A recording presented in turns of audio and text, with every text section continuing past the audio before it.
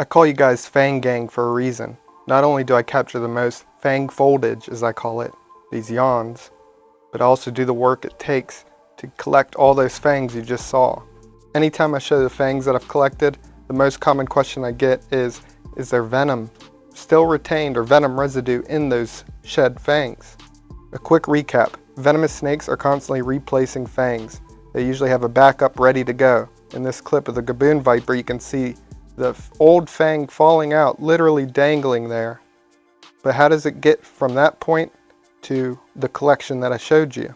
And how come some look crystal clear but others are kind of dirty? Well, the crystal clear ones are ones that fall out naturally just in the enclosure. It's very rare to find one like that.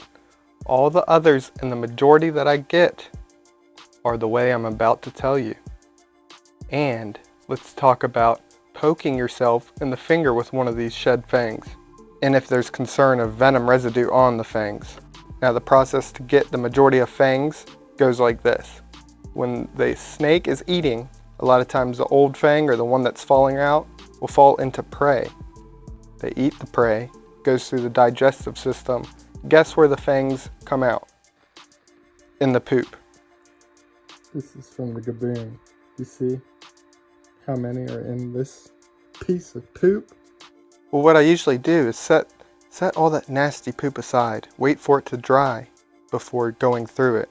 So that's the process I go through, digging through it. Now I've been poked by both digging through the poop for fangs and while cleaning out the enclosure by a crystal clear fang. Us members of the FANG gang do the work required to get fangs, even if it means poking yourself with a poop covered fang. So to answer the question about is there venom residue still on the fangs, when digging through the poop for fangs, no. Passing through the digestive system, all the time it takes for the poop to dry, there's not going to be any venom residue left. There's only been one instance where I was a little more careful, and that's when I was feeding snakes and the snake struck.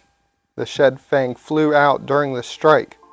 That was the only time I was a little more careful.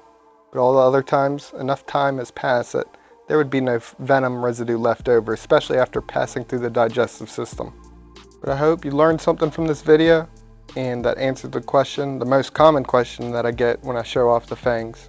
If you did enjoy, please click subscribe, click like, leave a comment. I want to give a big shout out to my channel members. If you'd like to support my channel, consider becoming a channel member.